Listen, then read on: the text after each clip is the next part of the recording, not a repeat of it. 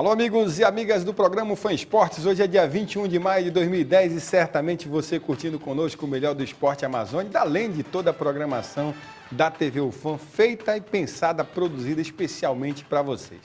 Hoje, muitas novidades para vocês. Vamos ter aqui um bate-papo gostoso com o professor Dr. Vanderlan Mota, para você conhecer um pouquinho dos espaços de lazer da cidade. Enfim, muita coisa boa para vocês. Mas antes disso, eu quero mostrar para vocês o material da AGECOM, que é o governo do Amazonas triplica a ajuda ao grupo de apoio à criança com câncer ao aumentar o apoio financeiro para R$400 mil por ano. O GAC, que é um parceiro nosso, nós várias vezes divulgamos as iniciativas do GAC, o GAC que tem um trabalho belíssimo com crianças com câncer, que é um trabalho maravilhoso, que você e sua família poderiam conhecer. É um trabalho que está sendo construído uma nova casa do GAC, um negócio bacana realmente, para que as crianças tenham um atendimento melhor e o que é mais importante, não apenas de Manaus, não apenas do Amazonas, mas de vários estados vizinhos e de alguns países vizinhos também. As crianças vêm para cá, são bem recebidas, o GAC faz um trabalho, inclusive nas residências dessas crianças,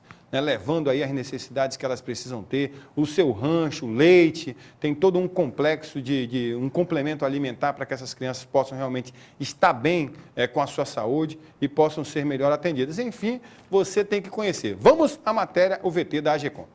Durante a 12ª feijoada beneficente do Grupo de Apoio à Criança com Câncer no Clube do Trabalhador, o governador Omar Aziz anunciou o aumento do apoio financeiro à entidade filantrópica. A verba será destinada à obra de construção da Casa de Apoio no bairro Dom Pedro, que atualmente está desativada. Antes, o espaço atendia a quase 300 crianças. O repasse do governo do Amazonas ao GAC passará de R$120 mil por ano para R$400 mil. Eu quero agradecer também a presença do nosso governador Omar Aziz, a nossa primeira-dama, a Nejme, que desde o princípio do mandato veio nos visitar e conhecer a nossa entidade, entender a nossa realidade e com isso nós sabemos que vamos ter pela frente um novo mundo para o GAC, um novo conceito de trabalho para o GAC, reforçando a nossa parceria e isso é muito importante para nós. Segundo Omar, a maior preocupação do governo do Amazonas é de cuidar das pessoas. É importante também gastar recursos com assistência social. E para você cuidar de pessoas não tem preço.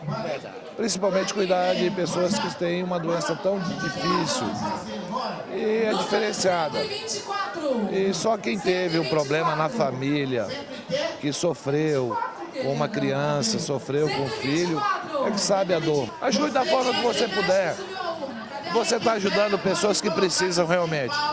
O Estado tem que fazer a sua parte, mas aqueles que têm um pouco mais também precisam fazer a sua parte. É dessa forma que a gente junto pode construir um Amazonas melhor, um Amazonas mais saudável e com certeza um Amazonas mais solidário.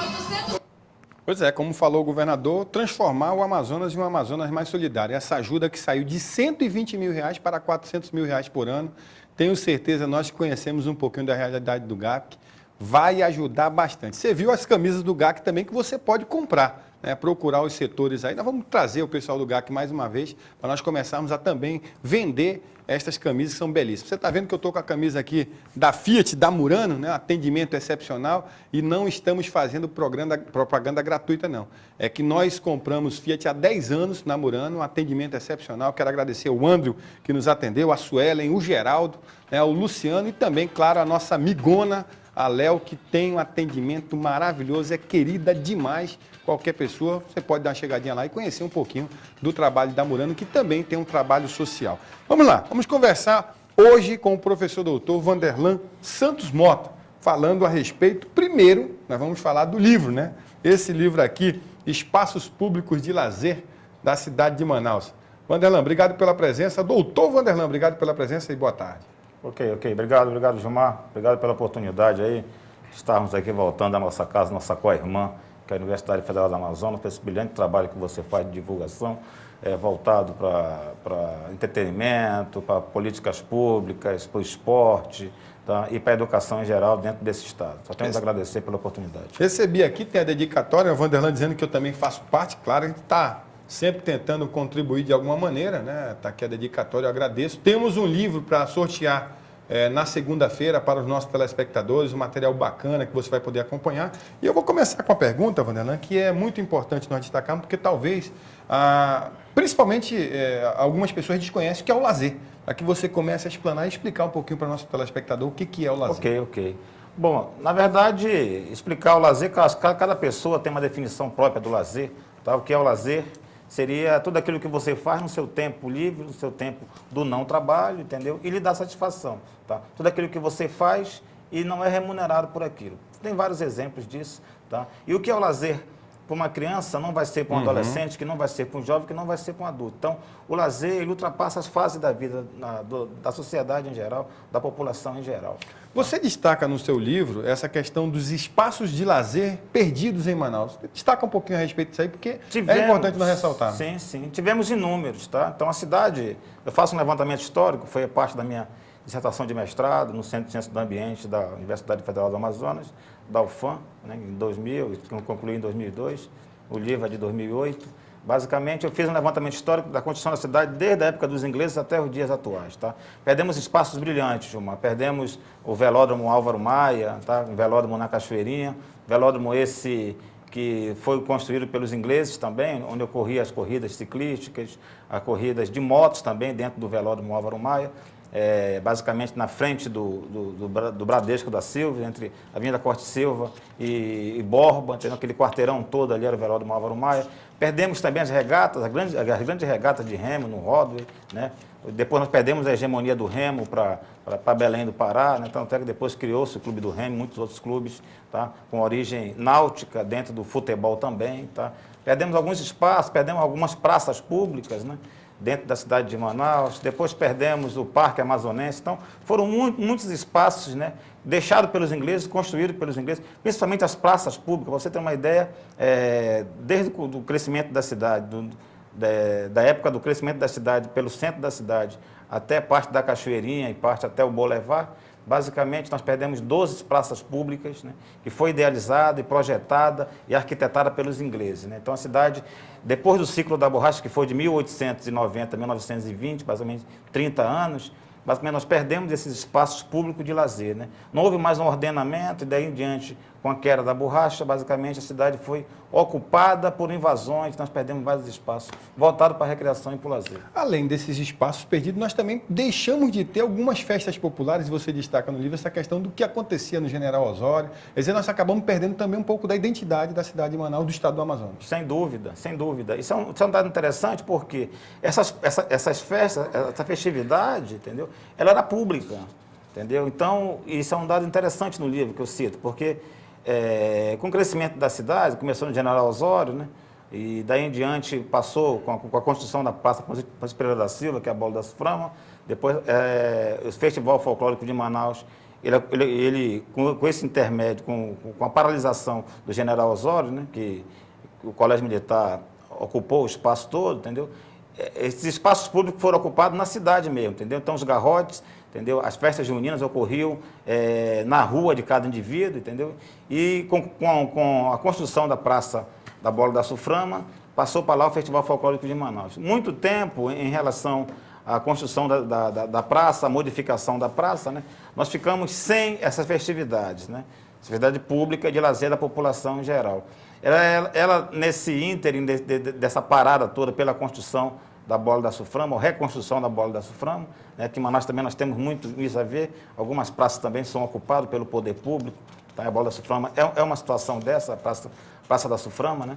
Então, aí passou para ser executada no estacionamento do estádio Vivaldo Lima, tá? E muitas das vezes nas escolas, entendeu? Então, através de rifa, então passou a ser, o que era público passou a ser privado, entendeu? Então, você tinha que contribuir para entrar na escola, tinha que pagar uma taxa para poder participar dessas festividades, né?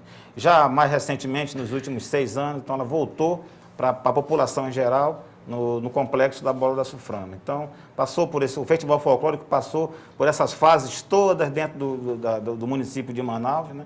Hoje em dia ele voltou a ser público novamente na Bola da Suframa.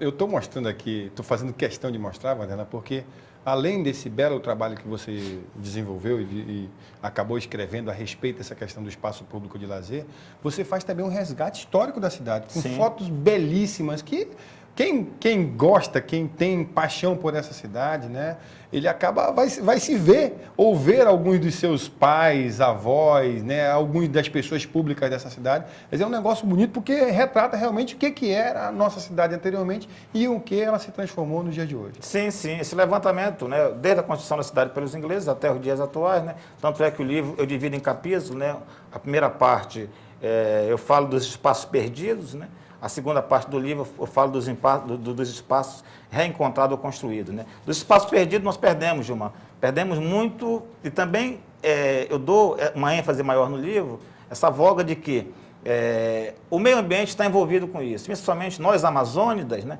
nós temos esse enlace muito grande com o meio líquido, né, que é a Amazônia, entendeu? Então, os igarapés também têm uma função muito grande para a recreação e para o lazer do homem amazônico, né? Então, quem de nós não tomou banho no igarapé, entendeu? Inúmeros igarapés, né? Eu tomei muito banho no igarapé do 40, lá que eu aprendi a nadar. Essa foto, inclusive, que nós mostramos do ainda agora, é do Igarapé Igarapé do 40. Essa daqui já é do velódromo. Isso, eu tô E a de cima, pode subir um pouquinho, Lohan? Isso, a gente faz. Entendeu? Então, essa daqui esses é do Igarapé do espaços, 40. entendeu? Pelo crescimento, aí aquele menor lá que está sorrindo com as minhas irmãs, né? No Igarapé do 40, atrás do conjunto de Jardim Brasil, né? Então, a balneabilidade na época era possível, né? Você pode verificar aí.